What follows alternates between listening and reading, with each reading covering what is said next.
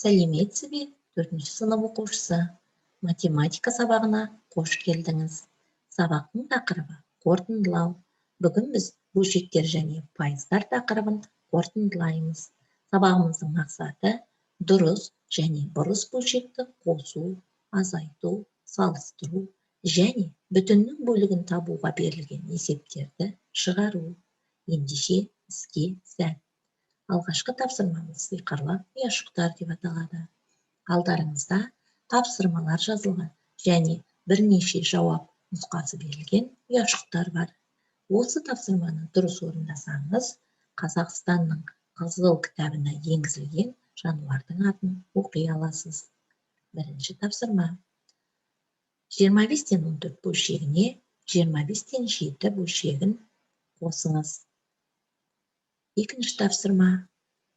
4-тен 9 бөлшегінен 4-тен 6 бөлшегін азайтыңыз. Үшінші тапсырма. Бөлімі 17-ге тең дұрыс бөлшекті табыңыз. Төртінші тапсырма. Аралас санды табыңыз. Бесінші тапсырма. Бөлімі 4 болатын бұрыс бөлшекті табыңыз. Орындап болсаңыз, менімен бірге жауабын тексеріп көріңіз. Бөлімдері бірдей бөлшектерді қосқанда, бөлімі өзгеріссіз қалады да, алымдары бір-біріне қосылатын еді.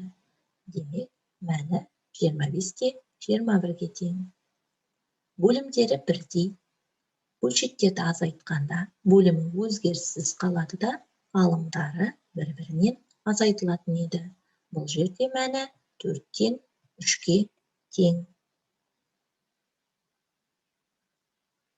Дұрыс бөлшек дегеніміз алымы бөліміне қарағанда кіші бөлшек. Бұл тапсырмада 17-де 14. Аралас сан натурал сан мен дұрыс бөлшектің қосындысына тең сан. Бұл тапсырмада 1,7-ден 1. Бұрыс бөлшек алымы бөліміне қарағанда үлкен бөлшек.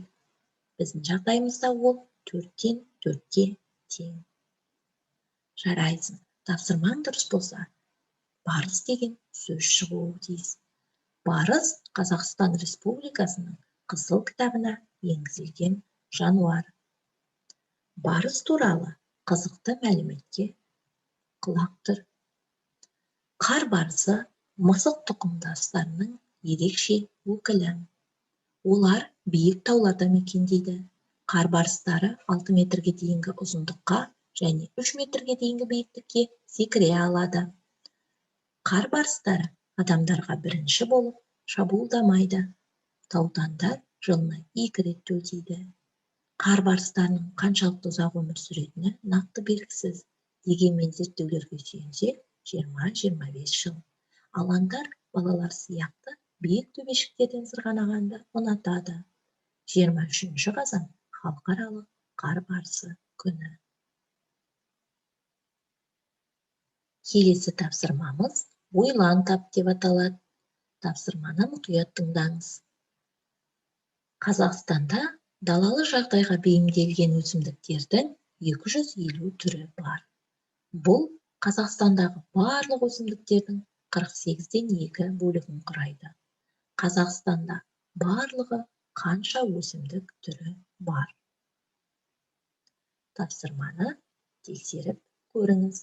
Далалы жағдайға бейімделген 250 өсімдік. Бұл барлығының 48-ден 2 бөлігін құрайды. Табуымыз керек, Қазақстанда барлығы өсімдіктің қанша түрі бар? Алдымен 48-ден 1 бөлігін тауып аламын. Ол үшін 250-ді 2-ге бөлемін. 250 мен 2-нің бөлінісі 125-ге тең. Келесі кезекте 125-ті 48-ге көбейтемін. 125 пен 48-дің көбейтіндісі 6000-ға тең. Жауабы Қазақстанда барлығы 6000 өсімдік түрі бар. Келесі тапсырмаға назар аударалық. Келесі тапсырма кім шапшаң деп аталады. Алдарыңызда бөлшектер берілген. Бөлшектерді салыстыруымыз қажет. Бөлшектерді салыстыру барысында бөлшектердің бөліміне алымына және өлшем бірліктерге назар аударыңыз. Тапсырманы орындап болсаңыз, менімен бірге тексеріп көріңіз. 12-ден 1 сағат 15-ден 2 сағаттан кем. 8-ден 7 тәулік 3-ден 1 тәуліктен артық. 4-ден 3 метр 2-ден 1 дециметрден артық. 5-ден 2 центнер 50-ден 1 тоннадан артық. 10-нан 9 килограмм 5-ден 2 килограммнан артық. 10-нан 3 дециметр 25-ден 1 метрден кем. Тапсырмаңыз дұрыс болды ма? Тамаша. Ендеше келесі тапсырма. Есепті әртүрлі тәсілмен шығар. Тапсырманы мұқият тыңдаңыз. 4-ші А сыныбында 30 оқушы бар. Оның 10-нан 3-і табиғатты қорғаушылар үйірмесіне, 10-нан 5-і экологтар үйірмесіне барады. Бұл үйірмелерге барлығы қанша оқушы қатысады? Шартын бірге жазайық. Барлығы 30 оқушы. Табиғатты қорғаушылар үйірмесіне 10-нан 3 бөлігі. Экологтар үйірмесіне 10-нан 5 бөлігі. Табу керек, екі үйірмеге барлығы қанша оқушы қатысады. Бұл есепті екі түрлі тәсілмен есептеуге болады. Алдымен бірінші тәсіл. Алдымен барлық оқушы санын 10-ға бөліп 3-ке көбейтемін. 30 бен 10-ның бөліндісі 3-ке тең.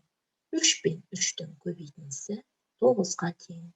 Бұл табиғатты қорғаушылар үйірмесіне қатысатын оқушылар саны. Келесі ретте барлық оқушы санын 10-ға бөліп 5-ке көбейтемін. 30 бен 10-ның бөліндісі 3-ке тең. 3 бен 5-дің көбейтіндісі 15-ке тең. Бұл экологтар үйірмесіне қатысатын оқушылар саны. Келесі кезекте екі үйірмеге қатысатын оқушылар санын қосамын. 9 бен 15-дің қосындысы 24-ке тең. Екінші тәсіл. 10-нан 3 бөлшегіне 10-нан 5 бөлшегін қосқанда 10-нан 8 шығады. Енді барлық оқушы санын 10-ға бөліп 8-ге көбейтемін. 30 бен 10-ның бөліндісі 3-ке тең, 3 бен 8-дің көбейтіндісі 24-ке тең. Жауабы, бұл үйірмелерге барлығы 24 оқушы қатысады. Келесі шығармашылық тапсырма. Бөлімі 25 болатын дұрыс бөлшек жазыңыз. Алымы 25 болатын бұрыс бөлшек жазыңыз. Жазып болсаңыз, менің нұсқамды көріңіз. Мен бөлімі 25 болатын дұрыс бөлшекке 25-тен 14, 25-тен 16 деген бөлшектер жаздым. Ал алымы 25 болатын бұрыс бөлшекке 14-те 25, 16-та 25 деген бөлшектер жаздым. Сіздің жауабыңыз басқаша болуы әбден мүмкін. Енді бір сәт зерттеуші болып көрелік. Құлпынайдан тосап қайнату үшін оның 3 бөлігіне 4 бөлік қант қосылады. 8 килограмм 400 грамм тосап қайнату үшін қанша құлпынай алу қажет? Алдымен 8 килограмм 400 граммды бірдей өлшем бірлікке өрнектеп аламын. Ол 8400 граммға тең. Бізде құлпынайдың 3 бөлігі және қанттың 4 бөлігі бар, яғни барлығы 7 бөлік. Осы жерден есептің шешімі шығады. 8400-ді 7-ге бөлу арқылы бір бөліктің массасын табамын. 8400 бен 7-нің бөлінісі 1200-ге тең. Келесі ретте 1200-ді 3-ке көбейту арқылы құлпынайдың массасын табамын. 1200 бен 3-тің көбейтіндісі 3600-ге тең. Келесі ретте 1200-ді 4-ке көбейту арқылы қанттың массасын табамын. 1200 бен 4-тің көбейтіндісі 4800-ге тең. Тапсырмаңыз дұрыс болды ма? Жарайсыз. Ендеше өзіңізді плюс, минус қызықты әдісі арқылы бағалап көріңіз. Плюс бағанына орындай алған тапсырмаларды, минус бағанына орындай алмаған тапсырмаларды, қызықты бағанына қызықты болған тапсырмаларды жазыңыз. Минус бағанына тапсырмалар жазылмады деген ойдамын. Ендеше үй тапсырмасы.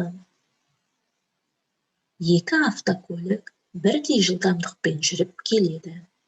Біріншісі 360 км, екіншісі 480 км жол жүрді. Егер біріншісі екіншісіне қарағанда 2 сағат кем жүрген болса, онда автокөліктің әрқайсысы қанша сағат жолда болды? Достым, жануарлар мен өсімдіктер біздің басты байлығымыз. Олардың қоры азаймау үшін қорғауымыз қажет. Табиғатта адам, өсімдік және жануар тығыз байланыста екенін ұмытпайық. Осымен сабағымыз аяқталды. Сау болыңыз.